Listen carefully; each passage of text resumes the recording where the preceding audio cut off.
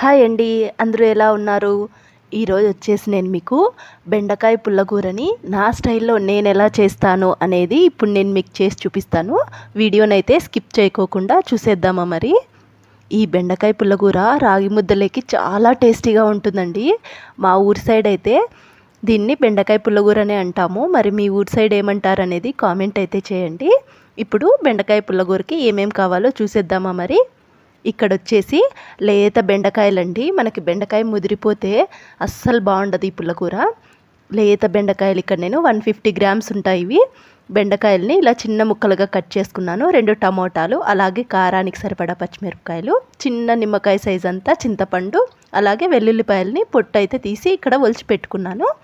ఇప్పుడు వీటన్నిటిని వచ్చేసి నేను కుక్కర్లో అయితే విజిల్స్ అయితే పెడతానండి. ఇప్పుడు ఒక కుక్కర్ అయితే తీసుకొని ఇప్పుడు కట్ చేసి పెట్టుకున్నాను కదా టమోటాలు, బెండకాయలు, వీటన్నిటిని వచ్చేసి కుక్కర్లోకి అయితే ఇలాగ వేసేసుకోవాలి. మనకి కుక్కర్లో ఉడికించుకుంటే బాగా మెత్తగా మగ్గిపోతాయి. అందుకనేసి నేను ఎప్పుడు చేసినా కుక్కర్లోనే చేస్తానండి. ఇలాగా టైం కూడా మనకి సేవ్ అవుతుందన్నమాట. త్వరగా ఏమైనా చేసుకోవాలి, త్వరగా కూర లేనప్పుడు అనుకుంటే ఇలాగ బెండకాయ పుల్లగూర మనకి 10 నిమిషాల్లోనే రెడీ అయిపోతుందండి. ఇలాగా బెండకాయలన్నీ కుక్కర్లోకి వేసుకున్న తర్వాత ఒక గ్లాస్ నీళ్ళు అయితే పోసుకున్నాను. ఇక్కడ నేను తీసుకున్న క్వాంటిటీకి ఒక గ్లాస్ నీళ్ళు అయితే సరిపోతాయండి. మనకి ఈ బెండకాయ పుల్లగూరలోకి నీళ్ళు ఏమి ఎక్కువ పోయినవసరం లేదు. ఒక గ్లాస్ తీసుకుంటే సరిపోతుంది. అలాగే 1/2 స్పూన్ అంతా పసుపు వేసుకోవాలి.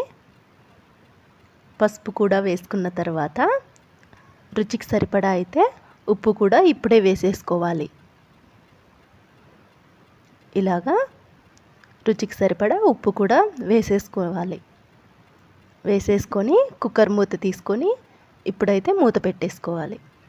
మూత పెట్టేసుకొని స్టవ్ ఆన్ చేసి మనకి 2 విజిల్స్ వస్తే సరిపోతుందండి. ఇప్పుడు మెత్తగానే మగ్గిపోతాయి మనకి బెండకాయలు, అలాగే టమోటాలు కూడా త్వరగా మగ్గిపోతాయి కదా. 2 విజిల్స్ అయితే సరిపోతుంది. ఇక్కడ చూడండి 2 విజిల్లు వచ్చిన తర్వాత బాగా మగ్గిపోయాయి కదా.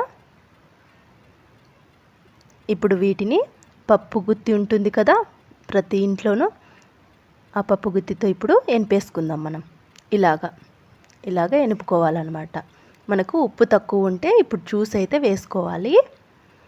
ఎనుపుకొనేసి పక్కన పెట్టుకొని స్టవ్ ఆన్ చేసి గిన్నె పెట్టుకొని 3 స్పూన్ల ఆయిల్ వేసుకున్న తర్వాత, ఆయిల్ వేడైన తర్వాత ఆవాలు అలాగే జీలకర్ర వేసుకోవాలి.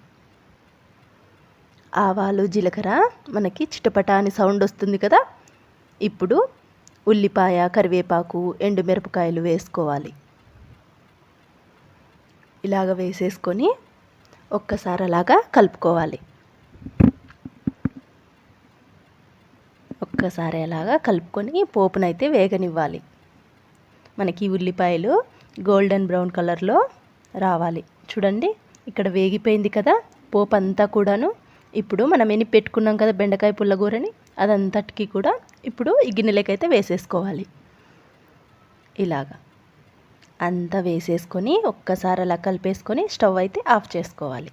అంతేనండి, ఎంతో టేస్టీగా ఉంటుంది ఈ బెండకాయ పుల్లగూర అనేది. రాగి ముద్దలోకి చాలా టేస్టీగా ఉంటుంది, అన్నంలో కూడా బాగుంటుంది, కానీ రాగి ముద్దలోకి ఇంకా టేస్టీగా ఉంటుంది.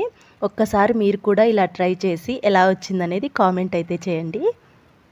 ఈ వీడియో మీకు నచ్చిందని అనుకుంటున్నాను. నచ్చితే ఒక లైక్ అయితే చేయండి. మా సైడ్ అయితే మేము పుల్లగూరనే అంటాము. మరి మీ సైడ్ ఏమంటారు ఈ కూరననేది కామెంట్ అయితే చేయండి. Thanks for watching.